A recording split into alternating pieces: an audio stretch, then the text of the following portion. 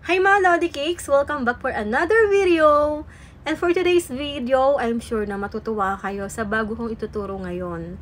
So kung napanood nyo yung in-upload kong tutorial kahapon, di ba? Nagturo ako sa inyo kung paano makakagawa ng trending ngayon na social media AI images or yung 3D photo. So, para sa mga hindi pa nakapanood, tinuro ko kahapon mga Lodi Cakes kung paano makagawa ng mga ganito. Ayan o, mga social media AI images. At kung hindi mo pa napanood dyan, pumunta ka sa mga videos ko, hanapin mo yung tutorial ko na yan. I'm sure matutuwa ka. At ito nga, may nabasa rin ako sa comment section, nagtatanong siya, paano daw gagawin kung yung gusto mo, yung sarili mong mukha talaga yung nandoon sa AI para magmukha talaga siyang tao. So ito, kaya gagawan ko ng tutorial yan sa inyong mga Lodi Cakes kung paano yung gagawin ninyo, katulad nito. So ito yung before, ayan, tapos ito naman yung after. O, diba? Sarili mo na talagang mukha. So, kung interesado kang malaman kung paano yan ginagawa, panoorin mo to. So, ganoon lang uli muna yung gagawin natin. Punta tayo sa Google Chrome. Tapos, i-type natin dito, Bing Image Creator. Tapos, ito yung nasa pinakaunahan, yung pipindutin ninyo. And then, kung wala pa kayong account dito, dapat gumawa muna kayo kasi di kayo makakapag-create. Paste ko na lang muna dito yung description na gusto ko. So, ito nga yun mga Lodi Cakes. Create realistic picture where a girl wearing pink and white shirt suit casually on a wingback chair. Wearing Air Jordan shoes, front view, tapos background niya may Macos TV, nasa malaking 3D gold texture font sa white wall and YouTube logo on homepage with a profile photo. Ilalagay ko na lang sa comment section yung description na to para i-copy paste nyo na lang. Kayo na lang bahalang magpalit kung ano yung gusto nyong baguhin pa dyan. Tapos, pinutin mo na tong join and create. So, pag wala ka pang account, ganito yung makikita ninyo. So, kailangan mo lang gumawa ng account dito sa Microsoft. So, i-create one mo na lang para makagawa ka ng account. So, pag meron ka ng account, ayan, mag-i-creating na siya kaagad. Pag ganyang matagal na creating, yung nakikita ninyo, i-reload nyo lang siya mga Lodi Cakes. Tapos, ito na yung lalabas. Ayan, base sa description ko, ito yung lumabas.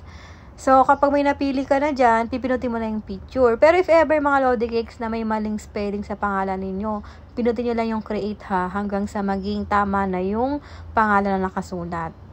So, ito yung napili ko. Tapos, para i-save, ayan, pinutin mo yung 3 dots and then download. So, matik yan, mapupunta na yan sa inyong gallery. So, next na gagawin ko mga Lodi Cakes ay papalitan ko siya ng sarili kong mukha. Para mapalitan, mag-new tab ka na lang dito sa Chrome. Tapos dito sa Chrome, ito naman yung itatype mo dito. Lagay mo dito, Remaker AI. Ayan. Tapos itong nasa unahan yung pipindutin mo. Tapos, ito, makikita mo to. Make sure lang din na naka-sign in ka rin sa Google account mo dito. Tapos, pinutin mo tong Face Swap Now. Ayan. Tapos, mga Lodi Cakes, dito sa Face Swap Now, meron ka ditong credits na 30. 29 na lang yan kasi nagamit ko na yung isa kanina.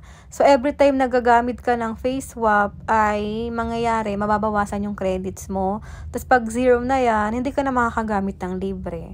So, start na tayo. Pipinutin nyo lang muna itong upload image and then photo library.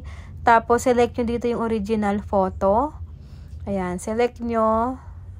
Ito yon yung original photo. Tapos dito sa baba, makikita nyo, meron dyan upload, swap, image. So, pinutin nyo lang yan and then photo library ulit.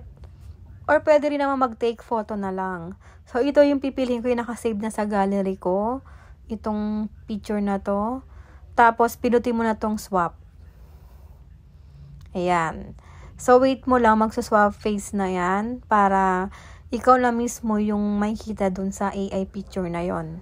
Tapos, ito na yung resulto, mga Lodi Cakes. O, diba? Sarili mo na talagang mukha yung nandyan. Napaka-basic lang, kayang-kaya nyong gawin, mga Lodi Cakes. So, pwede rin yan i-download ha. Pipilutin mo itong download, tapos matik yan, masasave na yan sa gallery nyo. So, ito yung iba ko pang mga nagawa, mga Lodi Cakes. Ayan, o, diba? I-comment ko na lang yung mga description para dito, para i-copy paste nyo na lang. So, yun lang mga Lodi Cakes. Sana nagustuhan nyo tong tinuro ko. At kung nagustuhan mo naman, Please pa-like at pa-share naman ang video ko na to. At kung may mga katanungan pa kayo, mga Lodi Cakes, mag-comment lang kayo sa baba ng video na to at gagawin ko yan ng tutorial. Thank you for watching and keep safe, mga Lodi Cakes!